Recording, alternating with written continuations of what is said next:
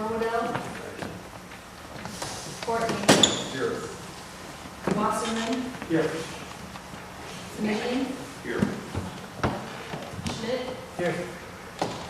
Mazat. Here. And Fitzwater. Here. Sam is in here. We can go forward with public comment. So, at this time, if there's any member in the public that would like to speak on any item that's not on our agenda tonight, please come forward.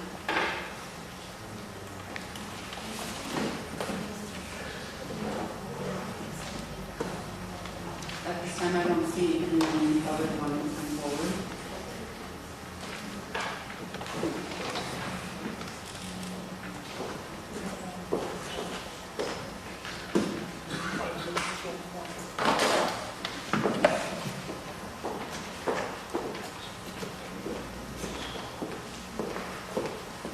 So what I'd like to ask is council's opinion on how we proceed. Governing board, the governing board cannot act because you need to have all of the partners there. One representative from each partner is required to vote to mandate. And if we would like to, we could recess, and attend. I could give people calls to see if they're on the way. Yeah, if I may, Ken, I'll suggest this to you. Did anyone call and check? Do you have confirmation of people? This is it's kind of embarrassing and frustrating, to tell you the truth. It is most definitely embarrassing and frustrating. There was confirmation at the last meeting that people could attend, and no one has contacted me about not changing plans. Okay, do we have a policy yet whereby we send out an email a few days before confirming attendance like other organizations do? No, but it's probably a very good thing to do. Okay, and we don't have a quorum for the governing board or the implementation board, is that correct? Correct. Okay, and we've got, obviously we have more of a deal I here. believe so, but let me take a look at the implementation board. Okay, because if we have a quorum for the implementation board, we can take various actions and at least take that off the agenda for the next meeting. Correct. So let me take a look. Madam Chair, Mr. Chair, would it be possible to do item number 5, executive officer update? And maybe at the same time, somebody can try and contact our sales rep. No action required. Yep. Why don't we do that? Mr. Shriver, would you like to do your update and then we ask someone, possibly Elizabeth, to call people up and say, you don't have any numbers yet. Yeah, I'm sure this.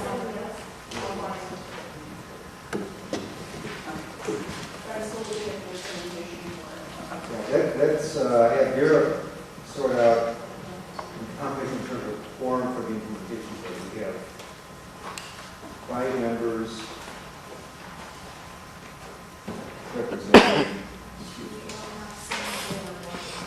Right, we've got four agencies, so.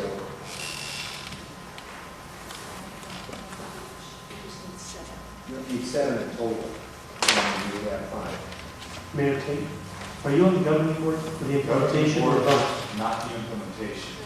I know that Rich is on vacation, so we won't be. Rusty's only on the implementation. So now we're one short on the implementation board? Yes. The phone numbers for the sales and council members are as follows: 535-4908 for Rose, and 0910 for John. That's their offices. You said 4910? Yeah, 4910, and then 4908 for This is Rose. all and the John. for us. And then,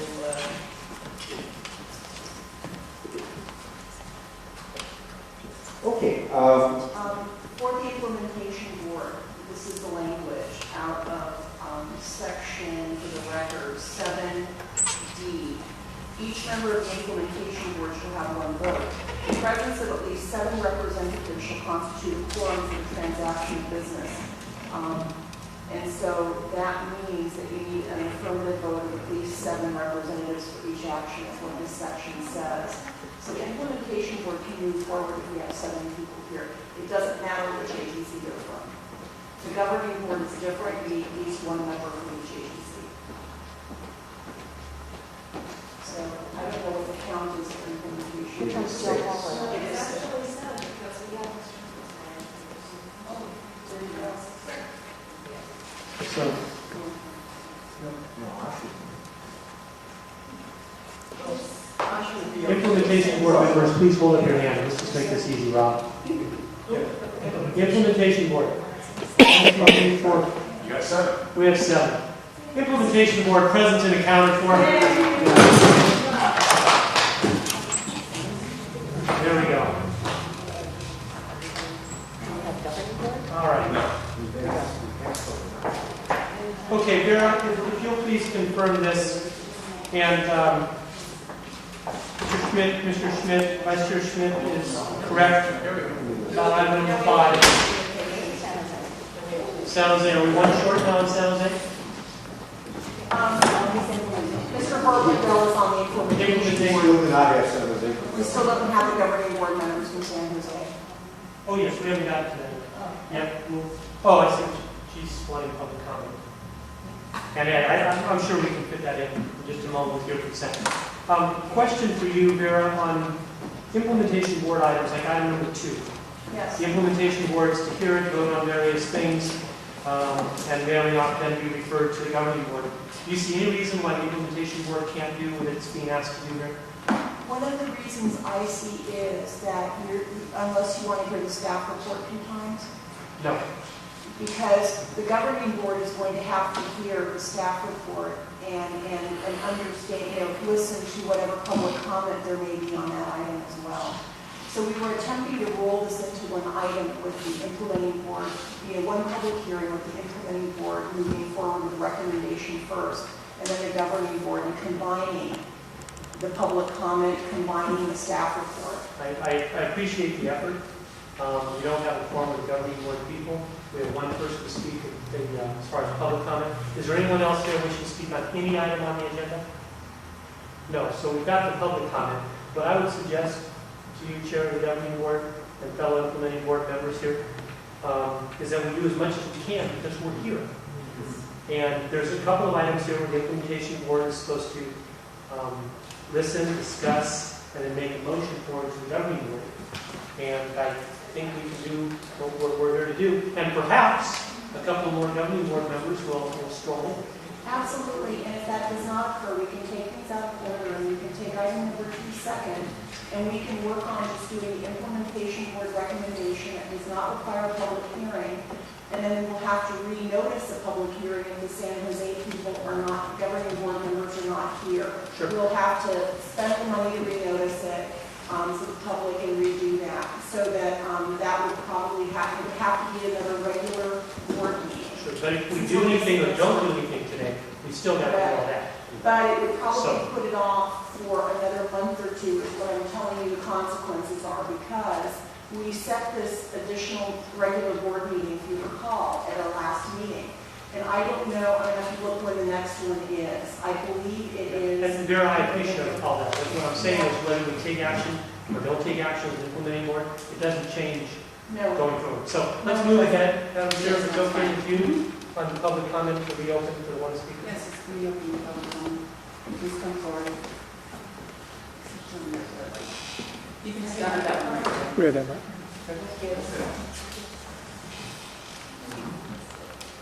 I'm Shelley Kleinhaus with Santa Clara Valley Audubon Society. I'm thrilled to see this project moving forward. We've been stakeholders and partners and have been helping get other projects in other cities to mitigate for nitrogen emissions. You probably know now that Apple decided to voluntarily contribute, and we have helped convince them to do that. we're working with other cities as well.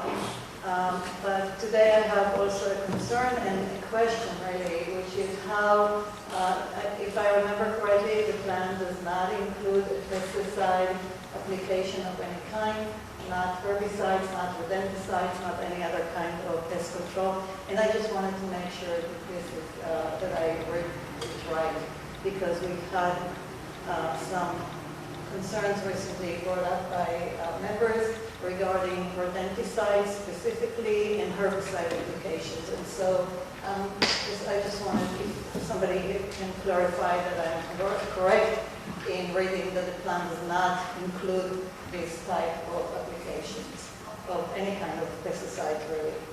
Thank you. Thank you very much. I will provide a written update to both boards on the issue of pesticides.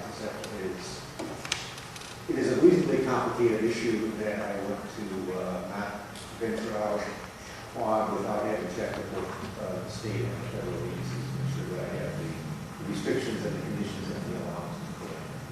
I will get back to you next week. We'll get a report back to us. All right, I thank turn you. it over to our chair of the implementation board. Thank you. Rose is not coming. We called her office. Johnny's office. Debbie is calling his cell number now. If Johnny shows up, that'll be represented from San Jose. It's my understanding then that the governing board will have what it needs. And bottom of the 7th score is what? Oh, good. Okay. He's on his way. So you will have a quorum necessary. Vera, can we just reverse? Let's, on item number 2, can the implementation board consider the recommendation of the governing board at this time? And then have the governing board do its thing, or do we need to be in that other order? Well, also what you could do perhaps is start with item number 3. Well, I understand that. I'm just asking about number 1 right now. Oh, but number 1. I thought you said 2. Oh, excuse me, number 2. You could if you want to hear the staff report first. No. So you want to go to number 3? Go to number 3. I am hearing Mike real well. I don't hear anything you're saying. I don't know what the Well, I'm microphone's just asking, is there a button here? Yes, on top, right there. No. Turn it around, maybe. It's going to I'm cover sorry, I that read folder. the channel, obviously. Can you hear me now? Yes. Okay. So over again, number 2, you would have to hear the staff report twice if the implementation board took that up, because the governing board needs to hear it as well. Got it. So let's go to number 3. Well, we're going to number 3, everybody. It's the implementation board's action. It's entitled Request to San Valley Water District to assign ICF Jones and Stokes professional services agreement, transfer unexpended funds to the Habitat Agency from various professional service agreements, and a transfer $86,300 compensatory fees for the Calabasas Creek Flood Protection Project to the Habitat Agency. And approve motion directing. Ken, you make the report? Very briefly, it was highlighted in the budget that the Water District offered last year to provide $500,000 of future mitigation fees as an upfront payment as part of the effort to get the funding to the Habitat Agency off the ground and running. And the follow-up actions today are to move contracts from the district that are still in effect. Item 1B in the staff report will be taken up separately by Vera since it relates to my now former contract with the Water District, but the funds coming over. So let me avoid that one. And essentially the actions are to transfer ICF Jones and Stokes contract and unexpended funds, and to transfer all their unencumbered yet unspent funds. This will get the money into the Habitat Agency account. An account has been set up with the county of Santa Clara in terms of where this money can be deposited. So this is all part of getting the implementation up and running. The one contract with Wildan Financial Services will stay with the Water District. It's a small contract, $10,000. Notable amount of that has been spent, and we expect the rest of it to be spent in part today on the impact fee study, so we don't see a need to transfer a very small amount of money, the complications of transferring. Thank you, Ken, and everyone. We're on item 3, which has an A and a B. We're on 3A. A includes 1, 2, 3, 4 action items. Vera, can those all be taken together? Yes, I may. Thank you very much. And for anybody who's come to this organization a little later than perhaps others, before this organization existed, dollars needed to be spent on certain things, water district, PTA, etc., forward some dollars, advance some dollars, if you will. We're kind of settling up accounts now that we're an actual legitimate entity agency with a fund. And thank you all, say for the advanced dollars, water district members down there. Thank you very much for helping us get along, and of course that's being credited to your fees going forward. So I'll look to committee implementation board members for a motion. So moved, Mr. Chair. Have a motion to move items 1, 2, 3, and 4. Do I have a second? Actually, sir, it is for 3A, B, and D. We cannot take, 3A, C, and D. We cannot take B. That will have to be by separate action. I'm sorry, you're saying C and D. I've got 1, 2, 3, and 4. Okay, I don't know. Correct. 3A, Correct. I'm going for the staff report. Excuse me. okay, and 1, 2, 3, and 4, Vera, was what I asked if they could be handled in one action. Yes. Actually, you could, but if you need a report on number 2, which is the LUPS agreement, I can give you a report separately if you just want to take it on paper. Okay, so we are allowed to take agenda item 3A, action items 1, 2, 3, and 4 together. We have a motion on the floor to do so. I have a second here. Any further discussion? Seeing none. All in favor? Aye. Opposed, none. Okay, so that passes 3A, and now we have 3B. Ken, did you say this is coming from you or Vera? 3B is from Bureau. It is, and I think actually you probably just did that, but let me see here. There is money that is going to be left over from the land use planning services contract that the water district had. It was about $100,000 from the beginning of this year, and we think there's an estimated little bit over $20,000, but we need to confirm the amount that will be rolled over into Habitat agency funding. Mr. Schreiber isn't speaking on this, and he's excluding himself from the consideration of this because this is the agreement under which he performs services for the startup of the agency, and part of that money may be used in his agreement as well. So, Thank you. with the agency. Thank you very much. And again, we don't have anyone in the audience wishing to speak to this item. So it's 3B, and the suggested action is to approve the motion directing the executive officer to request the transfer of 86.3 from California Wildlife to Habitat Agency. So moved. Motion made. Got a second. Any discussion? Seeing none. What? Was that? Okay, all in favor? Aye. Opposed? Actually, if you could do a roll call vote, please. We have a new clerk who doesn't know all of you very well and who's on what board, so if you could please do that. And this is implementation, right? Yes, it This is the implementation ones that you on that list. And so I'm sorry to ask this, do I need to call everybody's name if I know they're not here? No, I mean, okay. So, just 1 second, Rob. Yes, Rob. Just a point of clarity, I think the action that you just addressed is 3A2, Yeah, although we just discussed it was 3B. 3B, So I want to it's make 3A2. sure that we have so the the right motion would be for 3A2.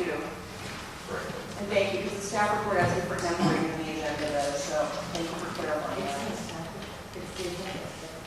Correct.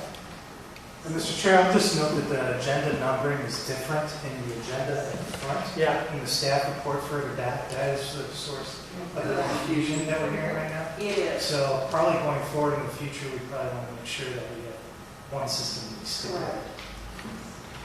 Correct. Okay, so all that said, in the agenda, we had items 3A with actions 1, 2, 3, and 4. We had It's 1, 3, and 4 is the first one with B also. And the second action that you are taking now is 3A2.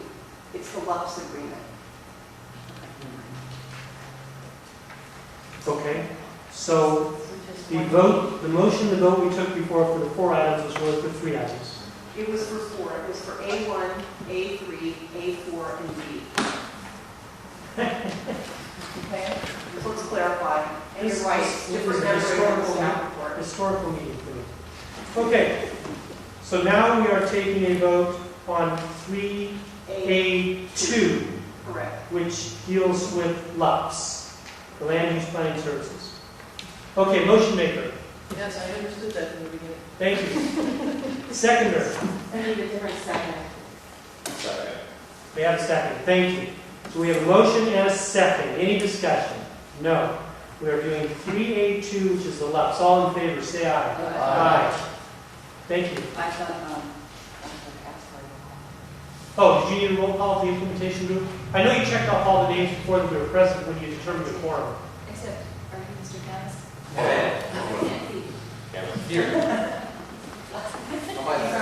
John, you're on the government. I'm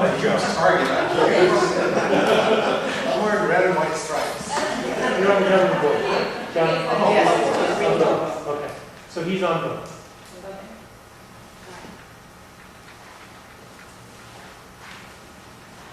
Okay. Now we want to go. No, we did the other one. We did 3. We did B. We're back to item 2. Okay. And now we have a quorum with the government board returning. That was painful. We got through it. So item 2 on the agenda, conduct a public hearing to consider adoption of an ordinance and resolution establishing development impact mitigation fees for land cover, nitrogen deposition, serpentine, rolling out, wetland, temporary impact with endowment fee and plan preparation, cost recovery fee components. And I would like to have a staff report, please. Introduce Bob Spencer from Urban Economics. By a brief bit of background, Bob came on board in 2012 with Wildan Financial, which had done an earlier impact fee study. Had a staff member leave and another staff member change, and they hired Bob to pick up this particular issue. We are extremely pleased with the work that Bob has done.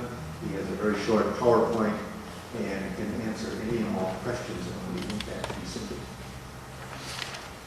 Good afternoon. Thank you very much. Spencer, fascinating to be involved in this work. I'm going to give you just a short background on myself, introduction to the program, so you can get to the business of the hearing.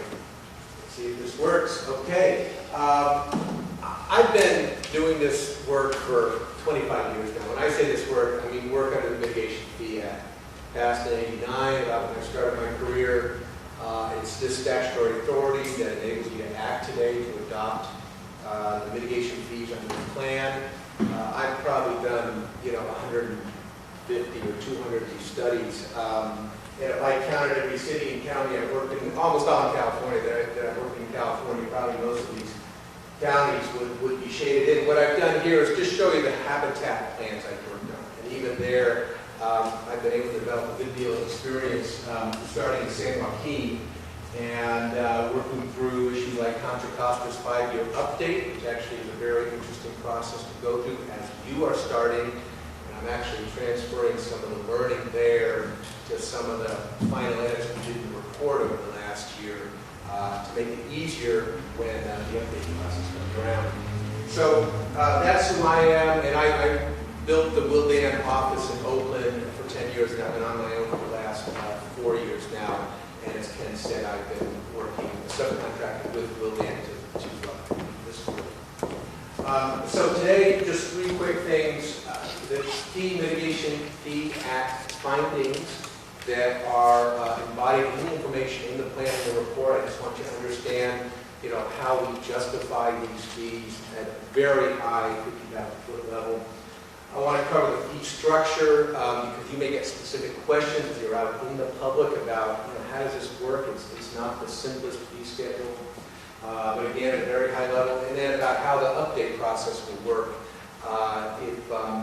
For those remaining on the board over time, this will be coming back to regularly. So, the Mitigation Fee Act, the three key findings that I focus on in my work, justifying and triggering this technical documentation for, all the way to the point if I ever thought this would get challenged, what would be my answer if there was a plaintiff's attorney on the other side. I'm always thinking to the worst case scenario here. You just have to do three things. You have to look at the need for the mitigation, what impacts is development causing. You have to then look at how we're going to use the fee revenues that you're going to collect from development. There has to be a connection. What the impact is has to be related to the use of those revenues. You can't just go off and spend it on something else. And then underneath that, what's the balance? There has to be some rough proportionality between those two. The amount, or however you want to quantify the impact on the one hand, and the amount of the fee on the other hand. There has to be some rough proportionality. So those three key points underlie the analysis that we did for the agency, the analysis behind the Nexus study we have in the packet, and the references all the way back to the plan, the extensive documentation that is in the plan. And I think that in passing, these habitat plans have far more documentation on these issues than most of the work we do in this field. So I would feel very comfortable if I were in your shoes in terms of the backup you have to making these findings and adopting these things. So that's the Mitigation Fee Act in a nutshell. Now on the fee structure, second point today. This is right out of the plan. This graphic, this map, figure 9.1, as you can see in the lower right-hand corner in chapter 9 of the plan. See my pointer works, okay. So everybody is going to pay a nitrogen deposition fee. It's in the scheme of exactions and impact fees in particular, it's minuscule, but not insignificant. And I'm sure for anyone in the development community, no fee is minuscule or insignificant, so I appreciate that. Relative to the other fees, it is quite small. It's paid on a trip generation basis. Every building permit, every development would pay this within the plan area. And then the majority of development will pay the land cover fee. And that's really the heart and soul of the fee side of the funding plan. The land development fee is projected to bring in by far the most revenue because it's so broadly based. It's based on 3 zones, and 3 zones represent impact. Again, back to impact versus amount of the fee. So the fee is highest in Zone A, I believe, Ken, if I got that right, lowest in Zone C.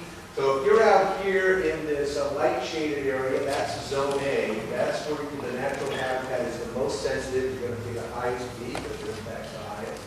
Zone B is this agricultural areas in here, so land that's somewhat disturbed or an agricultural use now. Somewhat less value as habitat, still some, pay a lower fee. Then finally, Zone C you can't really see, but it's inside the urban areas here that are in gray. And Zone C is defined by vacant parcels that meet certain specific criteria.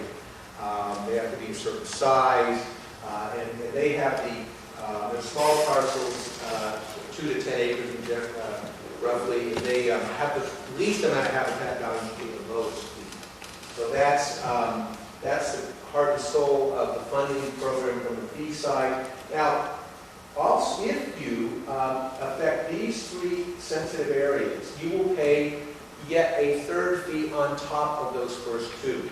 And these get quite expensive, but it's because the areas are particularly sensitive. Again, back to the size of the impact and the fee. Serpentine grassland, probably aware of, extensive documentation about the sensitivity of those in the plan. Western burrowing now has its own fee. And then in the wetland area, there's about 6 different wetland categories, fresh, marshland, streams, et cetera, and the fees vary somewhat by the category, but they all are generally wetland fees. And again, you would pay an additional fee if you touch those. The fees will look very high on the fee schedule because they are per acre. But when you implement the program, you'll find that actually in any one development project, typically I should say in general, very small areas are actually within fee-sensitive areas, particularly for wetlands, where the fee is particularly high on a per acre basis. You may only have 1/10 of an acre or 1/20th of an acre that's actually what's called jurisdictional wetlands. So although the fee looks high on the schedule, the implementation side of this, it actually ends up being quite a bit less, per development project. So those are the fees. That's the fee structure. I should say slide one of the fee structure. I have one other slide here. The other part of the fee structure that's important to remember is that each of these fees has three very important components. The first is, 89% of the revenue is going to go to the habitat plan costs, the 50-year term costs. I should say the fair share of those costs that are allocated to the development mitigation fees would pay for 89% of those revenues would pay for those costs. If you take the total budget of your plan, your 50-year plan, about 53% is funded by these fees. So that's, if anybody asks you, well, are these fees paying the whole thing? No, they're only paying about half the total cost. Other half are coming from state grants, federal, other contributions, local, state, federal contributions. So by no means is development paying the full freight here. They are paying a fair share of those costs based on the mitigation costs as a percent of the total benefits provided by the plan. Again, well documented in the plan and our report. 10% of all your fee revenues are going to go into an endowment account. You've got to start saving for the future. You've got to provide an endowment to fund operations once the 50-year permit terms entered, or once the plan is fully implemented. So we're building that over time. And then 1%, barely 1%, is to reimburse the local partners for their costs and configuration. So that's the nuts and bolts of the fee structure. That was the second part of my presentation. And finally, to wrap up, there are going to be periodic fee adjustments as costs are going to change. These fees are adopted based on the budget as it was developed. That's all in today's dollars. Today's dollars are probably not going to be worth the same tomorrow. And so every year there will be an annual inflation adjustment based on a land price index, and then that will cover the land acquisition component of the plan, and then a CPI index for everything else. So every year, automatic inflation adjustment won't require legislative action. Is that right, Vera? The annual adjustment, I think, is just an automatic. Yeah, I believe it's just that administrators commonly done that way. It's an administrative action. Every 2 years, the plan does have a provision to review the underlying costs, and you may make adjustments if warranted every 2 years. So that would be a legislative action if staff brought information to you suggesting that, hey, the inflation indices really are way out of whack with our local land prices or something like that. That might be a very common reason you might have that kind of 2-year adjustment. If the land market is going haywire, and at the same time it's not picked up in the inflation, which is more of a broad-based Bay Area index. And then the big lift, the heavy lift, is every 5 years. And this is coincides with the statutory requirement of the Mitigation Fee Act to review any fund balance you have and, in a sense, re-justify why you're collecting these fees every 5 years. So that's what we just finished doing at East Contra Costa. You go back and as we did East Contra Costa, you would tear apart every calculation from the budget, from the cost inputs that built the budget, to the numbers that built the fee calculation, and then you would take into account revenue collected to date, and you would re-benchmark your entire fee structure to the remaining costs and remaining anticipated development or allowed covered activities allowed under the rest of the permit term. So that's it for my presentation today. I can take questions now or later. Any questions from members of the board? I was curious in terms of the 5 years. So you say you tear that all down and basically reconstruct it. How extensive a process is that time-wise and cost-wise? In East Contra Costa, it took, it was a rush job, but we did it in about 4 or 5 months. And the contract, again, I was teamed up with Will Dan. Boy, what was the total? I'm gonna, I mean, let's say it was in the 30 to 50K range, something like that. It's not a light effort, but it's not a gigantic engineering effort either. And actually, it could be, depending upon the information that staff brings to the table and to what degree, what shape the records are in, it could vary. But that's a rough ballpark. Just to tag on to that, the various habitat plans within Northern California exchange a lot of information. One of the lessons learned from East Contra Costa is in their plan, they talk about every 5 years doing an audit, small A audit. They had a particular property owner who was extremely upset and said, okay, I want the fee study to meet audit capital standards. And that was a much bigger effort than anything that East Contra Costa staff had anticipated. We have not used the word audit. We've used evaluation, but we've tried to stay away from anything that would lead us into whatever the audit, the big audit standards are, because it certainly led East Contra Costa into a much longer and more expensive process than we ever thought we would have to do. The primary consideration, whenever you are going to be considering the fees, are going to be the cost of purchase of land and easements over land. So that is why, in particular, you need to take a look at this every few years, because as land prices don't rise and fall, you're going to need to account for that. And that would be the biggest issue in terms of the assessment of your fees is, can you actually buy the land that you need to buy for this plan for the money that you're bringing in? And so that'll be the largest consideration. The rest of it will be fairly constant because your staff costs are going to remain somewhat constant. They'll just go up minorly. It's a very small portion of the plan. And other costs, administration and other types of things are a very small portion, but it really is going to be land acquisition that will drive the amount of the fees and how we evaluate that.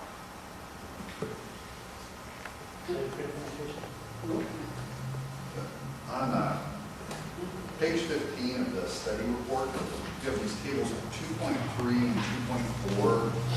I don't know if you're familiar with it. I was just trying to better understand. Look over your shoulder. Yeah, sorry. Refresh my. I kept Yes. expecting some of the numbers to add up, and they didn't, so I'm hoping we can. And which didn't add? I'm just trying to understand, right, this is non-serpentine, this is percentage of land needed for mitigation. I just was having trouble understanding how those related to the overall. Well, I'd be happy, I mean, in the interest of time, I could work with you, I could stay and work offline. But the bottom line here, for those that want to look at page 15, the key point of 2.3 is that it establishes that fair share calculation that I was talking about. Bob, can you get your microphone? I'm sorry, yeah. That's okay. Thank you. Table 2.3 establishes the fair share calculation. I should say the two tables together establish what share of the budget is allocated to the fee program. What we do is we take the entire budget of the plan and we say, okay, what piece of that is related to mitigation? And that's where at the bottom of table 2.4 you'll see the 57%, which gets us to eventually to a funding plan that is about 53-odd% funded by the fee. So that's the point of the tables. If they don't add up, or they've certainly been checked numerous times, so I'd be very surprised if they don't, but I'd be happy to work with you. Clarify it. Yeah. Thank you. Any other members? Yeah, the question I had was a comment about the automatic inflation adjustment. I didn't see that in the study or in the reso. Am I missing that somewhere?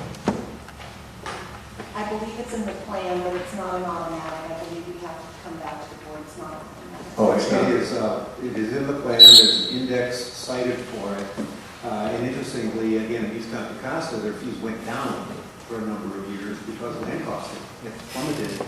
And so their fees reflected that, and they actually declined. But there is an index that is cited in the plan. Yeah, it's chapter 9 of the plan. It lays out how that would be done on an annual basis. So as long as we're doing it yearly, then definitely. I just want to make sure you're adopting a resolution ordinance and continue your You do because it incorporates everything in chapter 9. The reason why we do come back to the board every couple of years, however, is that those automatic increases are not always valid. And so, for example, in the event that prices do go down of property or values do go down and fees should be less, you're automatically increasing when you shouldn't be. And so we are coming back periodically for that. I also wanted to make 2 additional comments, if I could. There is a typo in the proposed ordinance. On page 2 in paragraph 3, there is the incorrect date for the Nexus study. It says it was the year 2003 instead of 2013. That will be corrected in the final version before you consider it in August. And also, I wanted to add that according to the clerk and Mr. Schreiber, there has been no correspondence received on this item. Okay, thank you. What was the date error? The year is incorrect. It should be 2013 and not 2003. It's a typographical error. It's in the 3rd paragraph on page 2 of the proposed ordinance. Thank you. Yes. I had a question last month. There was a question from the Santa Clara Open Space Authority about whether they could get any cost recovery for their attorney participation in preparing this plan. Do you have any feedback? All of the partners, and of course, the Open Space Authority is not a partner, they're not a permanent recipient, but if you look at the partners, they have all contributed a very substantial amount of staff time, meeting rental time, and other costs over a long period of time. Those costs are not recaptured in the reimbursement under plan preparation. The plan preparation portion of the fee, the component, and then what comes back to the 6 partners reflects the actual cash put in the bank, essentially, to pay for consultants and other needs for preparing the plan. It does not reimburse their staff time or other expenses they incur. So in that sense, there would be no basis to reimburse the Open Space Authority for their staff time, because all the other partners have put in a lot of legal and planning and other staff time. Okay, that makes sense to me. I think it might be good to just close the loop with them and let them know about that. My other question was just whether the material, particularly the Wildan analysis, was on our website. I didn't have a chance to check myself. Yes, it is.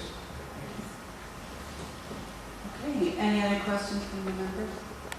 Okay, at this time we will open the public hearing for the adoption of development impact fees in order to hear and consider all testimony by interested persons relating to the adoption of the fees. Is there any member of the public who wishes to come forward? No? At this time, close the public hearing and turn it over to the implementation board. Thank you, Chair Tucker. Oops, we're back. There we go. Thank you, Chair Tucker. Implementation board members, at this time, our board will consider making a recommendation to the governing board on the adoption of development impact fees as follows. And there is a 1, 2, 3, or 3 items. And is there any reporting we can start? We can just discuss that. No, you can now proceed to consideration. Thank you. Supervisor Lee? If I'm permitted to ask a question at this time, even though I'm not a member of the implementation board, did I hear correctly that we've not had any correspondence on this item? We've not had any correspondence related to this consideration. We have a lot of correspondence in developing a plan, and some correspondence on the final environmental impact report, certainly, and we don't not for this notice process. We don't have any public comment today as well. My understanding is that the formal adoption is on the 15th of August, is that correct? That's correct. And is that adoption by the implementation board, the governing board, both? Only the governing board, sir. So the implementation board is notwithstanding the fact that we're sitting here together and we've sort of stopped and started, is making this recommendation to the governing board as a separate legal matter. That is all on fees. I guess the question or concern that I want to raise is, have we done any outreach to the developer community?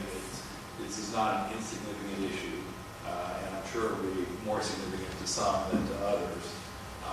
And as much as it may seem like we're courting trouble here by suggesting that we do some outreach.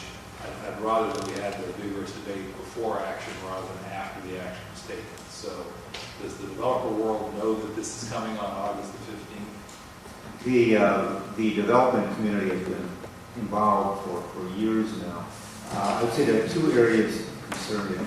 Building Industry Association had policy concerns regarding the nitrogen deposition fee, and Building Industry Association is aware of this meeting, and that issue we've not submitted new concerns with that. The development community through Silicon Valley Chamber of Commerce, Delaware Chamber of Commerce, and other entities has been involved in this process.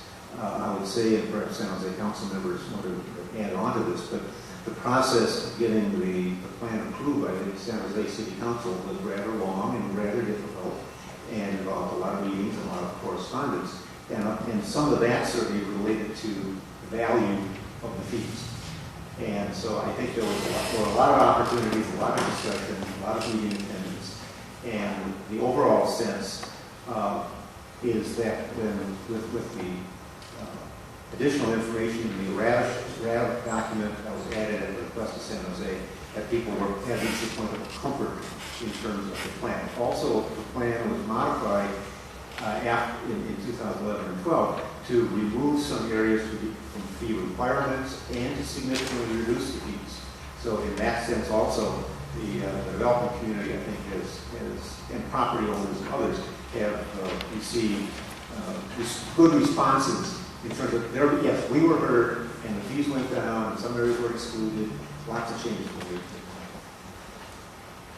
Again, I want to be clear, I'm not offering criticism, and I'm not looking to find trouble where there isn't any. I'm just sitting here at a meeting in the middle of July at a new location at what is about to be the moment of decision, or at least prior to the moment of decision, being told that if I understood the data correctly, the total fees are not insignificant in terms of their impact over time, with zero correspondence and zero public comment. That just makes me nervous. So what I would like to respectfully suggest to the implementation board as it takes its action is that there be a direction to staff to simply reach out to interested parties and sort of remind them so that when action is taken on the 15th, and I anticipate taking action on the 15th, and I anticipate being an aye vote at that time, but that when action is taken, we then don't wake up the next morning and discover that there's a firestorm from the almost inevitable people who say, you didn't tell us, we didn't know, and why didn't we? So I just don't want to take a step that is as significant as the successful progress of this organization without being absolutely sure.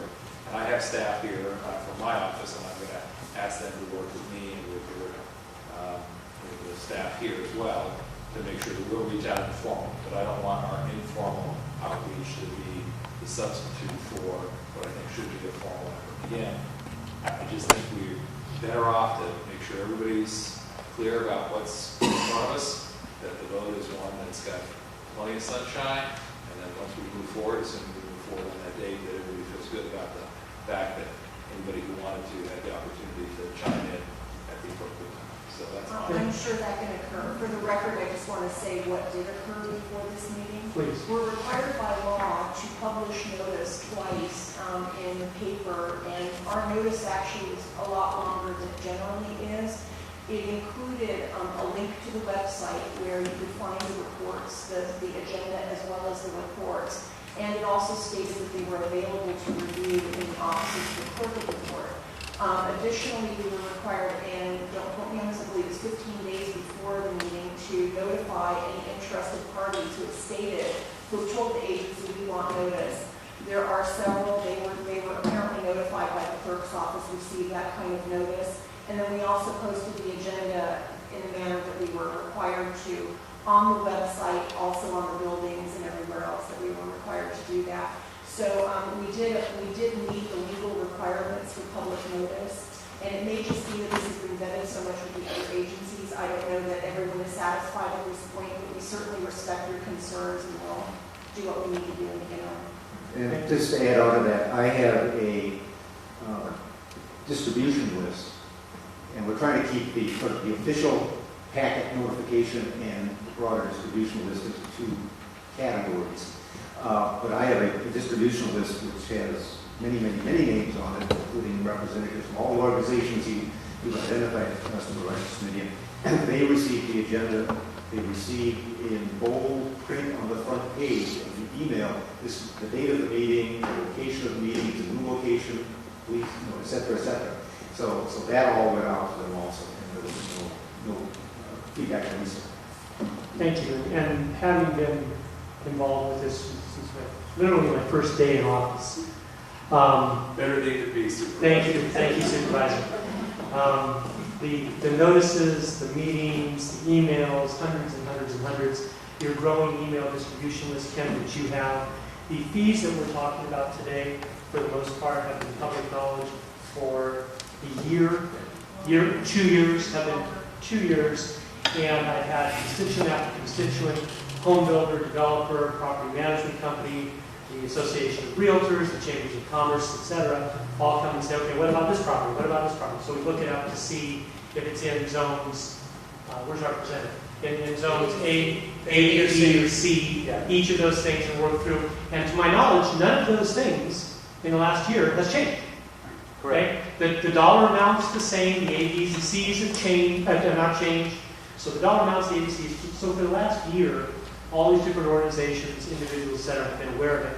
And I think what we're doing now is, the cake's been made, now we're putting it in the oven, is where it is. I concur with Supervisor Simonian's concern, and I also know, Ken, the size of your email distribution list, which includes chambers and developers and home builders and individuals and all that is submitted over time. So we'll make sure and notice, as has been requested. Now, the action for the implementation board that we have before us, these 3 items, is to make a recommendation to the governing board. And the governing board will do what it does, and then that'll be noticed and put out and broadly distributed. Good. Vera, one quick question, please. And again, items 1, 2, and 3. Are you taking one motion? Or A, B, and C, or X, whatever we got? Absolutely. Thank you. So we are looking at items 1, 2, and 3. What is it, Kat? Item 2? Agenda item 2? Yes. Agenda item 2. Do I have motion? Anybody from the public? No. Yes, John. I'll make a motion to accept, but I also wanted to concur with my colleague Joe. I think I had personally some trouble finding this facility today, so and I think we definitely need to make sure, because I was told to be at 17555. I went to every single one of the buildings before I got here today, and that's why I'm late. And so I think it would be pretty important for us to make sure that the communication is better. And I'm very willing to make the motion to accept, so I'm making that motion. But I definitely want there to be a more extensive outreach on the correct address of the meeting. Thank you. And Ken, you did not, when you noticed this meeting and the agenda and the fees and all that, you did not receive any emails? No, but if I may add, the only inquiries I get on fees are from property owners wanting to know when they can pay the fee because they've got a development hung up on. I understand that, but for those that haven't been here through this process, you sent out a notice to your very large distribution list that this meeting would consider the fees, Yes. and you received no emails back in direct relation to this item. Right, that's the agenda. Okay, so whether they're able to come here or not, Commissioner Campbell, come here or not, there was no even, this has been going on for so long, and so the numbers, that's all the only reason I'm bringing it up. But we are glad you are here with us today.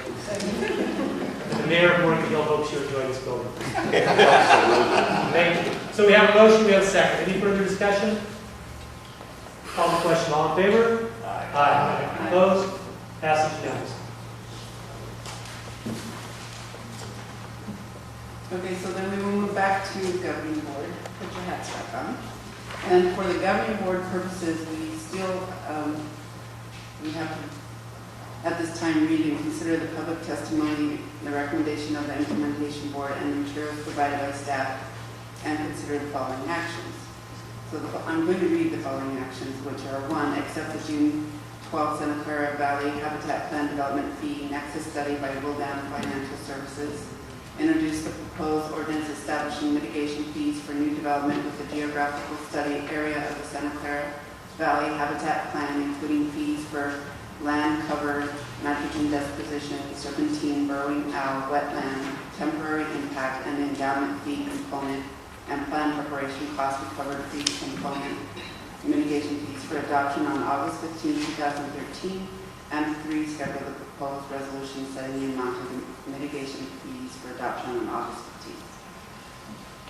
To the governing board. Any discussion? And can I have a motion of acceptance? Are there any amendments? Motion to accept. Second. I have a motion by Member Campbell, second by Mayor Tate. All those in favor? Actually, excuse me, because this involves the vote on the fee, can you please take a voice, roll call vote? Roll call vote, And please. Madam Chair, before we begin, if I can is the motion now on all 3 items or on just one? Just so we're clear. I heard all of them. So it's to accept, introduce, and consider as identified in 1, 2, and 3. Yes. Roll call, please. Governing board. Ariana, Tucker, Here, yes. Constantine, Kate, Aye. Clara, Dennis, Aye. Wasserman, Aye. Sneed. All right.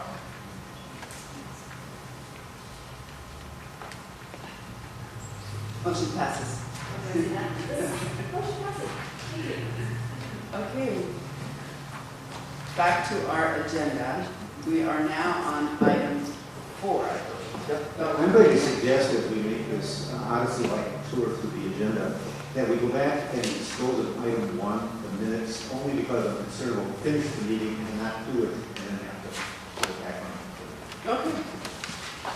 Item 1, approve the June 20th, 2013 joint special implementation and governing board meeting minutes. So moved. Second. Moved in second, all in favor? Aye. Passes. Now back to item 4 on our agenda. Item 4 is discussion of desired qualifications for future executive officer recruitment. Recommended action is recommended the governing board and implementation board review and discuss the information in the staff report and provide direction to staff regarding desired qualifications for an executive officer in preparation for the future recruitment of an executive officer. And Ken, do you have a report on? Yes, I took the staff report and did a little bit of reorganization in it, and there's a copy of what I'm looking at the places and also some copies on the side pages. At the last meeting, there was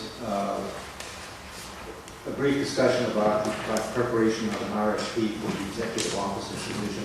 It actually was a miscommunication. We have not prepared any type of outreach documents on this position, on the executive officer position.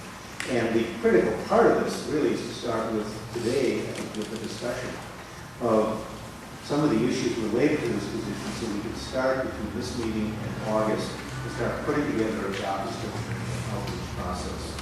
So I've identified in the staff report 7 topics, and these are things that have occurred to me that I think will help shape the job description and the outreach process, and that's where I suggest we start. Because I think those topics will then help inform us of how to look at the list of skills that was developed in 2011 when there was an effort that was unsuccessful to to recruit for a executive officer in training type position. The next steps after today will be to come back in August, and then the objective from my standpoint would be to try to be ready by later in September to go out in some type of recruitment process. Recruitment process, October, November, with the holidays, everything sort of grinds down, but that we would try to be ready to do some interviewing not long after the first of the year. That would be ideally. It's a lot of lead time. At the same time, I note later on an assumption, which is that the first time around for a very senior position in the recruitment process often is not successful. are unsuccessful more often than successful. And that's an issue of thin application pool usually. And so a lot of times it takes a second or even a third outreach effort. So hopefully by January we'll be talking to people. If we get it right, we get somebody, we can then work out a timing on that. Very briefly, the 7 topics that I would suggest we look at: time frame, in terms of the position, the document of the position. And my observation is that I think we're looking for somebody that will be comfortable being around for 3 years or longer. Again, I'm going to be leaving by next June. We need stability. We need somebody who's going to be around for a while as this agency keeps getting up and running. The amount of work time is clearly a full-time position from my standpoint. And it's only doable, I think, at a full-time position because there will be other resources that are in the budget that will help the executive officer both on small issues, of which there seems to be a never-ending stream of them, and larger issues. And so there's money allocated in the budget that would be available for the latter part of this budget year, and then the assumption is in the future. Probably getting a person with a skill set and experience to do an executive officer position is $175 to $200 an hour. And that may be reduced down, or negotiated down a little bit, but probably not a lot, because you're looking at somebody who has a lot of value for a particular organization. By way of comparison, my contract is for $150,000. If I take my the hours I put in, it is $85 an hour. And for that, then my company pays both sides of Social Security and all the health care and everything else. So there's a big gap between where we are now and going out, I think, and recruiting from a consulting company. That doesn't say that there may not be other ways of doing the contract, but you'd be looking most likely at an individual like myself who is in maybe a second part of the career and would not have the overhead that a larger consulting company would bring to the process. A staff position raises other issues. One is that county staff, management staff, advise me to probably figure 40% for the overhead, the non-salary costs that have to be added in. So you have a salary position, but then you add a bunch more into it. And the other is there will need to be a structure for recruiting and hiring, personnel policies, and all of that. And almost undoubtedly, you will want to contract with one of the partners for that. In the 2011 process, we were looking for general skills. We weren't looking for specific skills in negotiating acquisition of property, negotiation skills. We weren't looking for that level of detail because the feeling was that this was a broader, more general position that you would then hire more detailed skills to assist. I think that is still a good way to go because certainly my experience is that any particular week, much less day, an awful lot of things from a wide variety of areas come through the sector. The sixth item I note is land use planning and conservation biology. And all of the time I spent on the habitat plan, it has become obvious to me that land use planners in general know very little about conservation biology. They almost never deal with it. And my experience in Palo Alto, they almost never deal with it. And I talked to colleagues, they almost never deal with it. And conservation biologists know even less about land use planning in general. So the idea of how land use policy is developed and the zoning ordinance and the subdivision and how all that works, by and large, conservation biologists, and we talk about it, it just sort of goes past them. This is another universe out there somewhere. So, and yet the habitat plan implementation is going to be intricately linked with the land use process. We have to have an efficient application review, permit issuance process. And a lot of the questions coming up now are how do we apply the habitat plan to this particular type of development application? And so my recommendation is that the executive officer needs a good skill set, some good experience with land use planning, because that issue will continue to boil along as plan implementation occurs. Probably going to be the case. And I think John Kopchak and East Contra Costa and I talked about this, and Lauren Clark and Placer. And they're of the same view that the land use issues just keep coming and coming and coming. And if you don't understand what a use permit is versus a zoning ordinance or subdivision or whatever else is, you're sort of behind the curve in trying to deal with those issues. And then the last issue. Can I quickly ask, so you're suggesting that if the menu is that we like to have all those skills, this should be the most element? I think the person, my recommendation would be that the person you're looking for should have a good working knowledge of land use planning and not just the policy development, but how development gets approved, how you process development, what people face at the permit counter, how you structure conditions, how the environmental review process works for specific development. And then the last one, I'll get this back to you folks. The first critical skill we identified in 2011 was familiarity with Santa Clara County natural resources, land use issues, organizations involved in the habitat plan and decision-making process related matters. The one candidate that rose to the surface is probably the only qualified candidate was from Southern California. And so one of the issues we need to think about is how valuable and how much attention do you want to place on somebody who really understands Santa Clara County, and to what extent, if someone is coming from outside the county, how you evaluate their ability to pick up those skills and familiarity, etc. There's no right answer for that one, but I think to broaden the outreach process to the extent possible, you will be wanting to look at a broad geographic area of the community. You'll get candidates who don't have a familiarity with Santa Clara County. The staff report includes the 12 critical skills and the 4 desired skills that were developed in 2011. And that was a rather intense process for the management team. We actually used a facilitator to help some of that discussion, try to help organize it. I think it's an interesting list, and I think after the bigger topics, coming back and looking at those skills will be informative in terms of how you think this position. And again, it's not decision time today. This is starting to shape things. We intend to come back in August for a further discussion. Take today, start the planning, kind of shape it, and then keep moving there toward outreach. And again, I will note the issue that's not in the staff report, which is, should we be looking for a organization or a service that will facilitate the outreach process? And that's, there's probably a lot to say for doing that. Thank you. Does anybody have any questions? Go ahead. Sure. I guess I'm not yet convinced about the priority of land use planning for this position, although I'm open to being persuaded. I've certainly been very impressed kind of with all the work you've done over the years, but maybe quixotic hope is in the future this job will be less politicized than you often necessarily see in land use planning process. The process itself is always messy. I'm hoping that most of that messiness will stay with the cities and the county, and it'll be relatively simplified when you're dealing with the habitat aspects of it. So, okay, look at the land cover, and are there any special habitats there, and you pay a fee.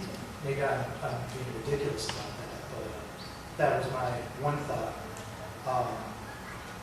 Second thought was, regardless of whether or not we see that, I don't think we need to make Santa Clara County experience a really top priority, especially since this area is attractive, definitely across the state. And the third thought was, in the staff report, it mentions, this is, page 3, at the bottom it says, for example, there's no mention of land acquisition, negotiating skills, or land management skills. And again, in my vision, which could be totally wrong, was that those skills would be really important in this organization, especially because we're talking increasingly about having conservation easements instead of just buying land for fee. So that's going to involve a lot of negotiating with people, probably on an ongoing basis. So if you want to react to that. Just I'll acknowledge my own bias, being a land use planner for over 40 years, and I said bias in that regard. I, again, talk to colleagues in other jurisdictions and the conclusion I've reached is one that has evolved over the last few years in terms of, from the conservation biologist standpoint, the major lack of understanding, which oftentimes causes a lot of problems. But again, it's, and over time, it may well be less, although land use issues developers are very creative people. They keep coming along with new ideas and new ways of addressing issues and new questions. And certainly I think in the first year or two, we spend a lot of time, again, quoting John Kopchak and East Compton Council, doing workarounds. As detailed as the plan is, you keep getting confronted with land use situations that aren't addressed in the plan. And you need to try to figure out how they fit into the plan.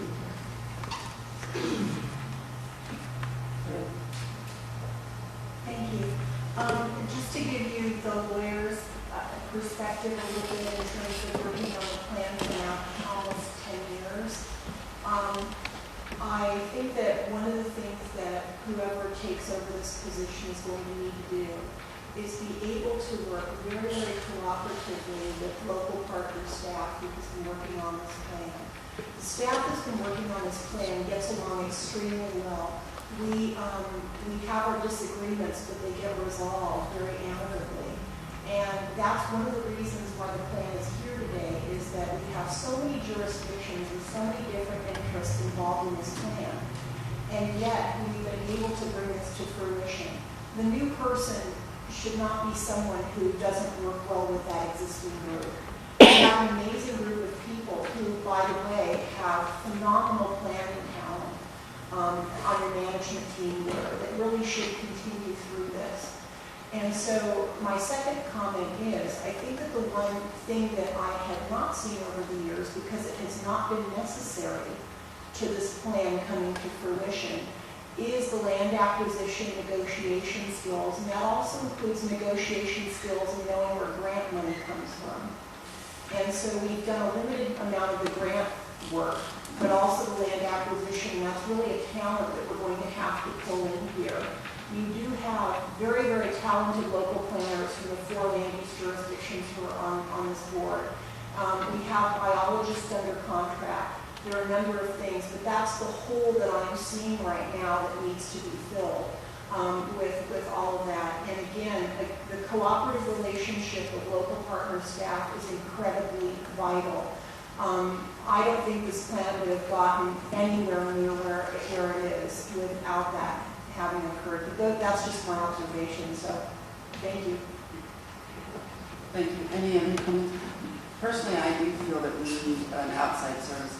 I was reading this, I actually read it several times, and it just seems, I come from a corporate world, a Fortune 500 company, it just seems like a very high-level person, and in that regard, we always use an outside service. I don't know what anyone else I so absolutely agree. They know how to find these people. We don't. Thank you, Ken. I was going to say the same thing. You mentioned, Ken, when you started speaking, and I apologize for having to step out and come back in, that you don't know what the cost for that is.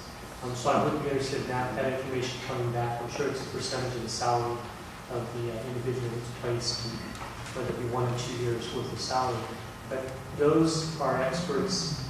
You talk about what expertise is needed in your job. Those are experts in getting the word out to the right circles of people with the skills once we give them the critical skills, as you entitled this paper to do that.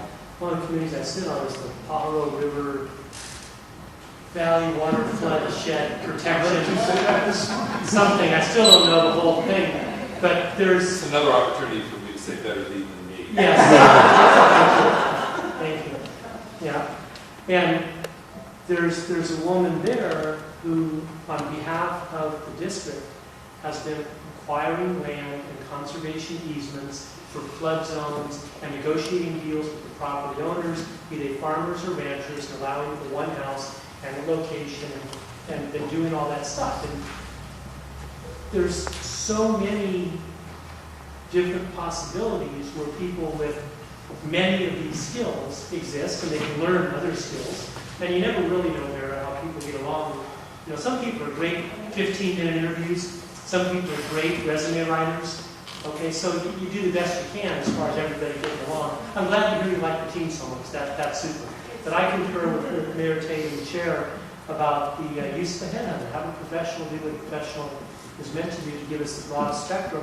And then I would give that headhunter marching orders where they go through and reduce the number of people and perhaps bring the government implementation board, joint board meeting, the top 5 or 6, that type of thing, and we work towards that. But what concerns me a little bit is the tick-tock of the time going by.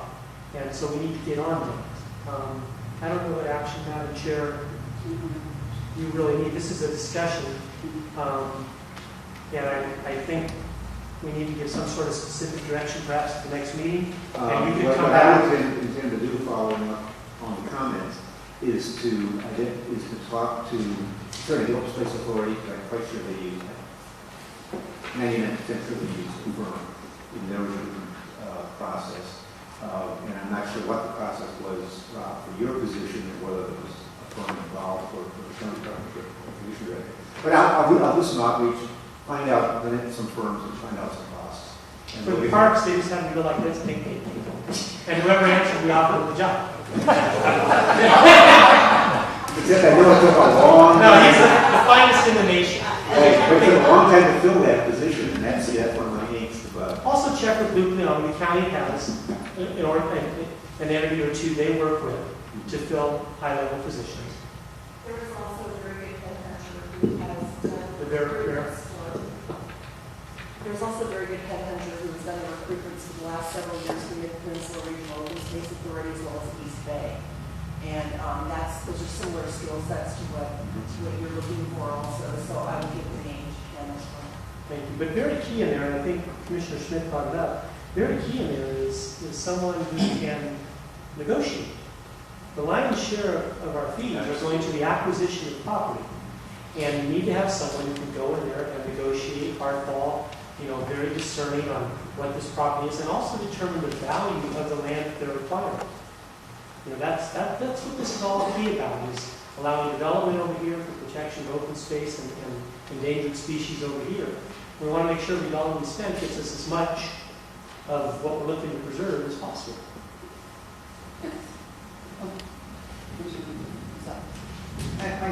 Is this on?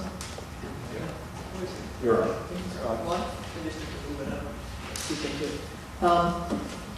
I guess I agree with Brian with regard to the land management and negotiation skills.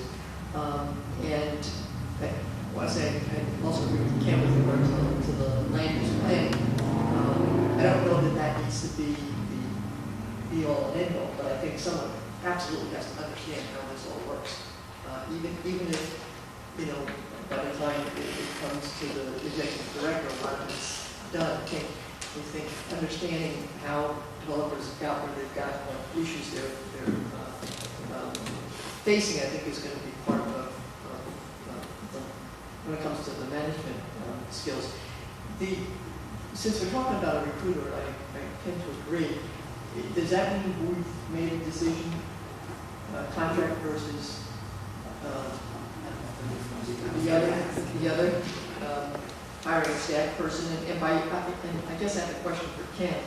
When you say hiring a staff person, when I come over to the second, page 3, you say, development of an agreement for one of the partners to host this position. So when you talk about staff, are you talking about one of the partners basically creating a staff position, and then that being the co-executive director?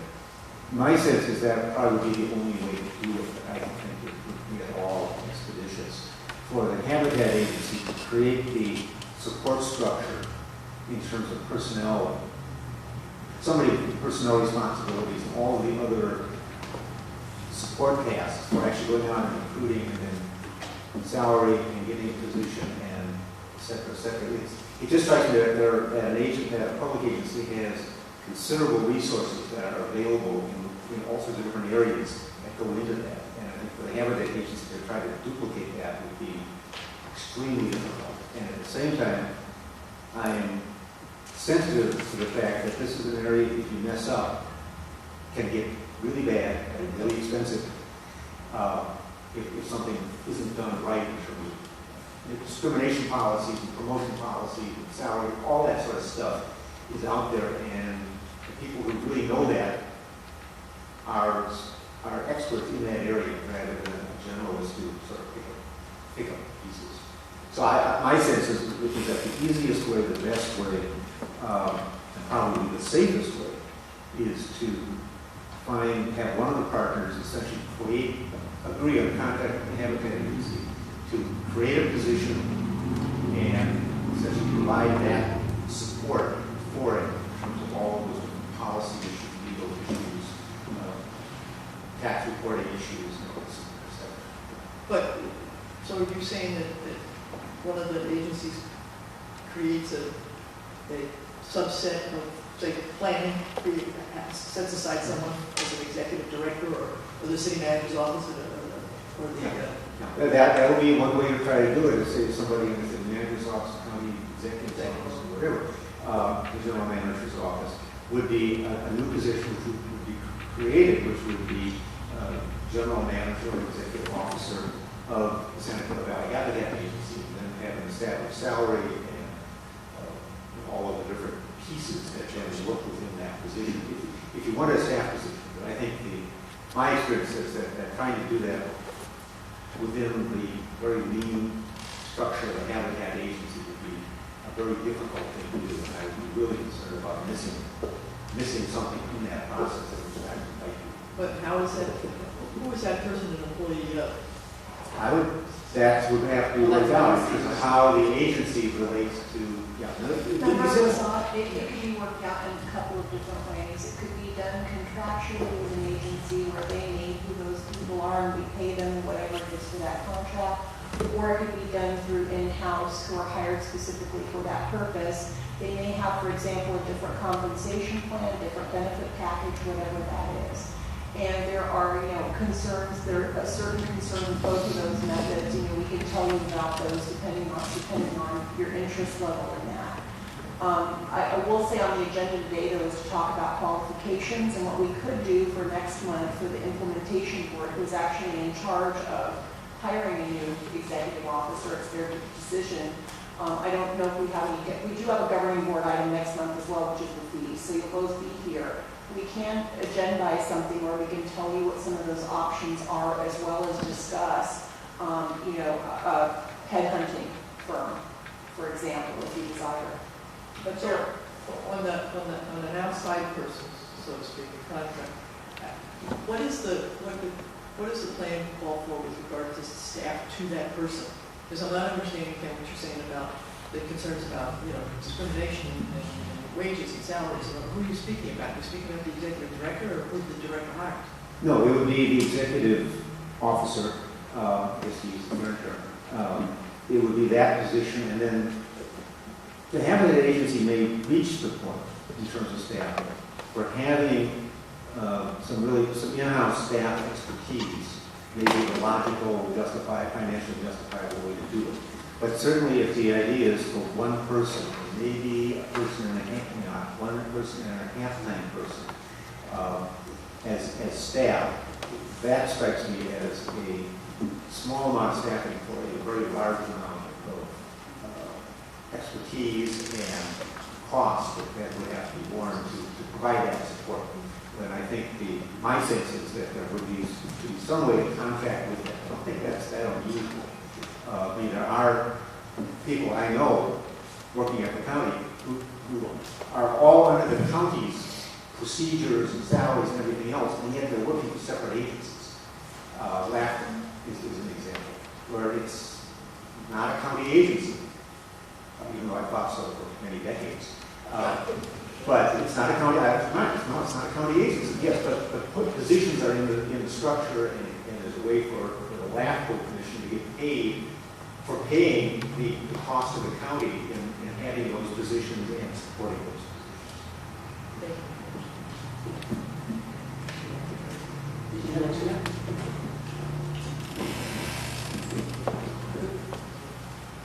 I guess if you're inviting me to speak, my sense as a public employee and one who's moved around a bit, I think some of the things that the board members might want to consider as you take a look at this. I think if you go with a consulting firm, right, I think as Ken pointed out, it'll be expensive. You'll be working with, I would think that you're going to want to be involved. You want someone to help you select someone, right? And make sure you have the right person, so you want to be involved in that. You'd be working through a consulting firm to pick the right person that's working for them. So you want to think about that if you went that way. I think if you're going to bring someone in on an independent contract, such as you've done with Ken, my sense is you limit yourself. People that are essentially retired, for the most part, you would have fewer people with sort of background and experience that I've heard discussed here that would probably be willing to come with none of the other stuff that comes with an organization, that provides benefits and some of those other things that most of the people that you've been talking with have been used to having. And so I think that what he's talking about, where you work something out with one of the partner organizations, I would think you would want to make sure as you're contracting with whichever agency you went with, that you felt comfortable that you got to make the hiring and firing decisions and work out. There's a lot of legal stuff related to all of that, but I would suggest you just pick someone from some agency staff somewhere and have them work for you, but rather you would be involved in selecting that individual, directing the work and everything else. Much as I'm not as familiar, perhaps as you are, on how that works. Perhaps that's a good example. Thank you. Commissioner Schmidt? Yeah, I was just wondering about Contra Costa County, their habitat plan, and maybe some others, San Joaquin or Riverside. What are the backgrounds of their keeping them in charge? If that's relevant information. Two observations. One is we found that every habitat plan has its own distinctive structure. East Contra Costa and San Joaquin, their staffing is embedded in the county. So the habitat agency staff is essentially one. It's part of the plan. You go to the planning department, you set off, to the habitat agency. San Joaquin, there is a joint powers organization involving all the government agencies in San Joaquin County. It was up and running beforehand, and they had all of the structure. And the habitat agency was one more task for the agency. But going back to East Contra Costa, if John Kopchak needs advice on legal issues, he goes to the county council and does something like that. His paychecks come from the county of Contra Costa. His personnel policies are all Contra Costa based and implemented personnel policies. Okay, well, we really probably should agendize this further because we're really supposed to be talking about our qualifications, and it seems to me this is something that really needs to be vetted out before we go forward on this. I don't know about the timing, but if we could put it on next agenda. And what I will do for the next agenda, because I've done it before for other joint powers agencies, is discuss what an in-house would look like, perhaps. Because you can contract, the agency could contract with an in-house, or they could just, establish it in a different manner as well.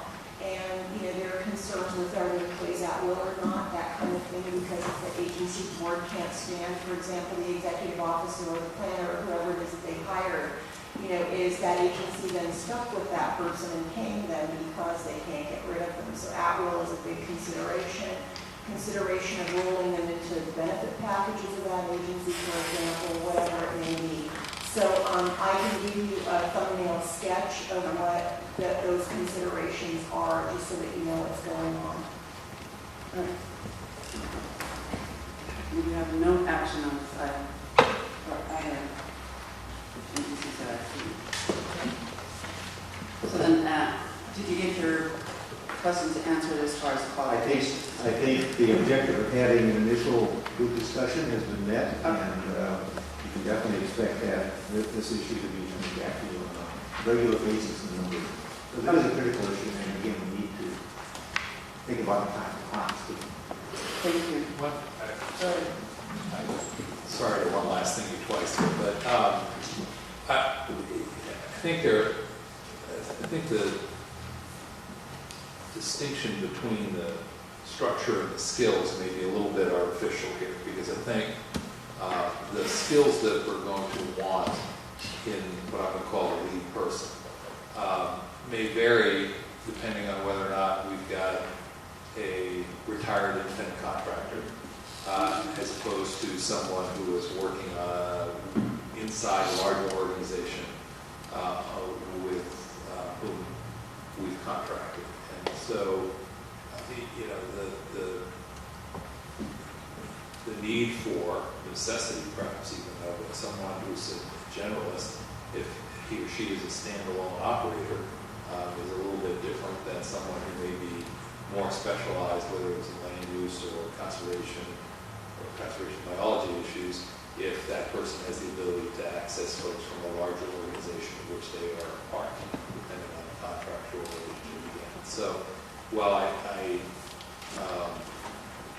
didn't need to say focused on a conversation about what does this person look like, I think the answer to that question is inevitably tied to some judgments about what the structure is like as well.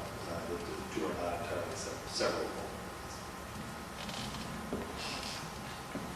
Okay. One more question or comment. Definitely, I think the comments you made, Commissioner Schmidt, about the whole world of land management is going to be very important.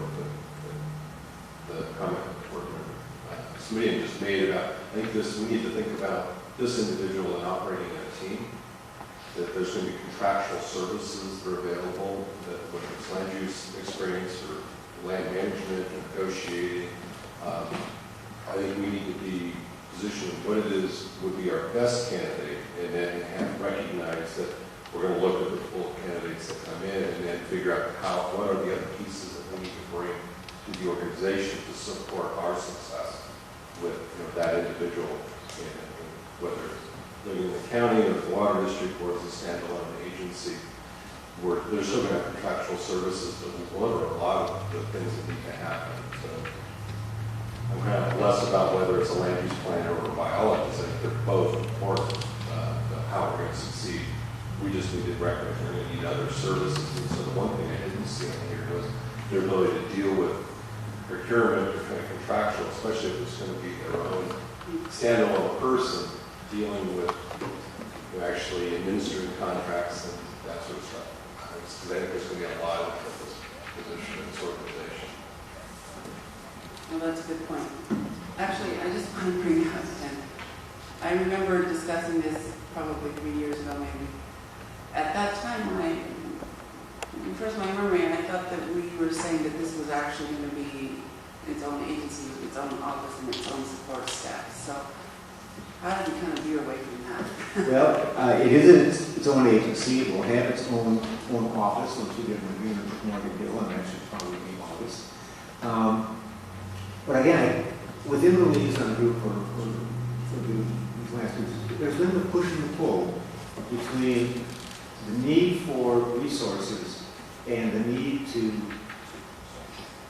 clearly send a message that we're not creating new bureaucracy.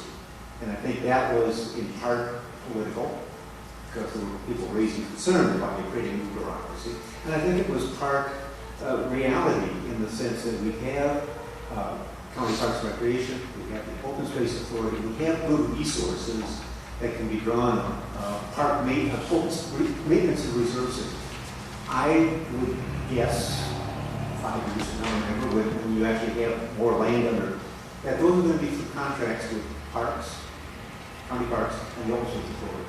And the Habitat Agency will do very, very little in terms of direct responsibility for operating, maintaining land, other than monitoring the contracts.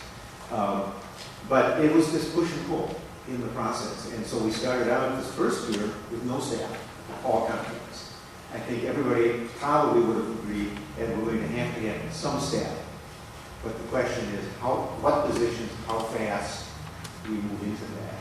And nobody in this whole process really tried, I think, to sit down and figure out by year 1, by year 2, how does that all play out. I mean, there's a cost model, but we're dealing with reality now in terms of resources and needs. I might add, within the management team, I would hope that Mayor Tate, that you do not let Jim Rowe hit in any type of retirement departure is absolutely critical. And for Gilroy, Stan Ketchum, who was a former retired San Jose staff person, again, please don't let him leave because he's so critical and he knows this information. It's a serious point in the sense that you have to anticipate staff turnover. And training will never end in this. In 50 years, permit 50 years of the training. And that's reality. But for people like Jim and Stan, they've been just marvelous. As well as staff, Joe and Andrew and others. But the point is that there will be staff turnover and there will be training. And trying to maintain a sense of cohesiveness is going to be, I think, an important expectation of the executive office. It doesn't happen. We've got great people, and that's really And one last question, and it's maybe for positioning for the next meeting, kind of around the question of contract and staff, and if you full-time staff is still contractual, is getting into ultimately our expectations of the executive director and the staff that are there.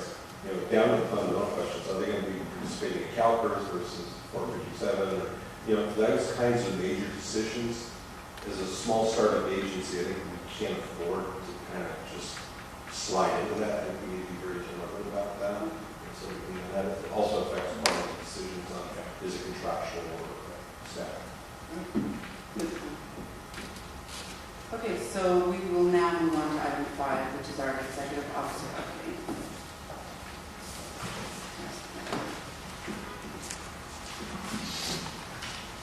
Thank you. This agenda item is not for any action. It's an item for me to provide information on things that are going on, deal alerts, etc. As I noted in the staff report, I noted that we had a meeting scheduled with the Corps of Engineers last week. We had a very good meeting on Wednesday afternoon with the Corps and with National Marine Fisheries Service. I think any number of people coming out of that have characterized it the same way. It was a productive working meeting. People sitting around the table, identifying issues, and trying to figure out the best way to solve them. It was not people on either side of the table trying to negotiate something. It was people working together as a group of professionals, and it felt very, very good. It doesn't make the process easy, but it felt good in terms of where we're going with this. National Marine Fisheries Service, it's involved because some projects will impact listed steelhead, basically, listed fish. And so there will be a subset of the regional general plan, regional general permit that will end up going off for NIMS, National Marine Fisheries Service review. And so we try to figure out how to structure that, to move it along, at the same time recognize that they have interest in just a subset of future applications. ICF is doing a lot of technical work. I think the next meeting is probably in about 2 months. ICF is drafting a biological assessment, I think it's called, but essentially it's the key document in allowing the Corps to make decisions. One of the other things that came up in the water permitting process, and it came up from Bob Spencer, there's nothing in the habitat plan that speaks to water's permitting. There's nothing. There's nothing in the cost model. There's just nothing. So what Bob noted was that there's no way to incorporate facilitation of water's permitting. And what I mean by that is the expectation is the Habitat Agency will take applications in, they will review the applications to make sure they meet the standards of the Corps, they will group them together, so they go to the Corps with here are 10 applications and here's a brief summary, and 2 of these need to go to NIMS because, and range from the simple to, you may have a concern here. To help the process, there's no resource for that. Right now, we're operating on pre-habitat agency resources. We're operating from resources left over, essentially, from developing the plant. We had a budget for water's permitting, and that's being used. But once that is over, there is no resource. So we don't know what it's going to cost yet, but somewhere along the way, later this year, most likely early next year, we'll have enough information to come back to you and say, okay, to carry out the regional general permit process, it's going to take about X And we can maybe add that to the wetland permitting or something like that. Bob will help us figure out that. I don't think it's going to be a large amount of money, but again, it's not. So, one point. Second is on the state water boards. I attached a letter sent by the Northern California Conservation Planning Partners, and those that read very carefully the small print on the side of the page will realize that one of the agencies, one of the 9 that are listed is the Santa Clara Valley HCP and CCP. I've been involved in their organization literally since starting this back in late 2004. They've been extremely valuable. They have worked on the water, state water's permitting issues, pushing, pulling, prodding, whatever else. But I wanted you to be aware that our name is on that letterhead, and that what I do intend as the state board process moves forward is an indication they want to try to complete their permit guideline amendment process this calendar year, and I know they've never met a schedule yet, so I have no confidence they'll meet this schedule. But the point is that what I would do is provide some type of letter to them on behalf of the agency, supporting the efforts that we talked about here in terms of trying to use the state board and the regional boards to address issues on a watershed basis and a habitat conservation, using a habitat conservation plan. The new guidelines would do that. Getting guidelines adopted is step 1. Getting the local regional boards to use them is much more difficult than it was step 2, because regional boards don't tend to listen to what the state board says. The state board adopts policies, and the general approach is, now you have 12 regional boards, and you folks go out and figure it out some way or another. And 5 years later, you're still trying to figure it out. So anyway, but it's a critical step to get at least the state going in the direction we want them to go. Third, Shawnee Kleinhauser under Oral Communications noted that the Apple draft EIR, they have proposed a voluntary payment of $126,281.60 on the nitrogen deposition fee that would come to the Habitat Agency when they start that project. You have attached to the staff report my letter to the city of Cupertino, essentially saying thank you very much, and this really is a significant environmental impact. It shouldn't be a voluntary measure, and in the future, make it a significant environmental impact. And I attached deliberately the letter from State Ben Fish and Game and U.S. Fish and Wildlife Service from last November, which spelled out in detail why this was a critical issue and it needed to be addressed in a critical way. And I'm trying to keep that letter out there as a good basis for other jurisdictions to say, oh yeah, well, this is why we're doing it. We got word from these 2 regulatory agencies that this is what they expect us to do. And is that fee based on the plans? Yeah, they use So the they use the plans. plan fee times trips. Bluntly, from Apple's standpoint, this is so small, it's around a year, probably a $1 billion project. Cupertino staff called me after the letters from last November. The only agency that has did any outreach back to me on the letters. Mountain View has since done that, but Cupertino staff called me. We had several conversations, and they basically reached the same conclusion that I did, which is that if they don't address it, they take a very large project and paint a bullseye on it, and somebody can file a lawsuit. And since Habitat Conservation Now, our environmental organization friends, have sent a letter saying, we're monitoring you, and not very veiled wording in terms of potentially a secret lawsuit, Cupertino thought the best thing to do was to keep it in. But again, the message there is this is a significant impact, and it should be in your EIRs that way, not voluntary payment. But thank you. And then lastly, we'll talk tomorrow, management team, about Habitat Agency logo and letterhead. We have a variety of suggestions on at least a logo format. So we'll probably bring that back to you for a critical design consideration and decision in August. It's not the highest priority on my list, very honestly, but we will get it to you because we know you're eager to get into design issues. Supervisor's committee smiles at me when I say that. That's not me. It would be the most contentious debate.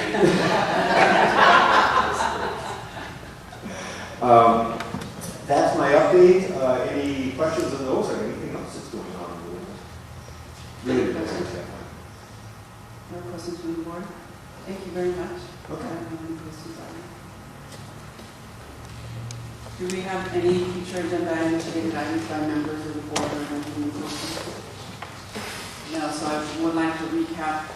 We will be bringing back our fees. We will be bringing back our discussions about contract versus non-contract, and what was the third thing? Was there a third thing? No. Oh, yes.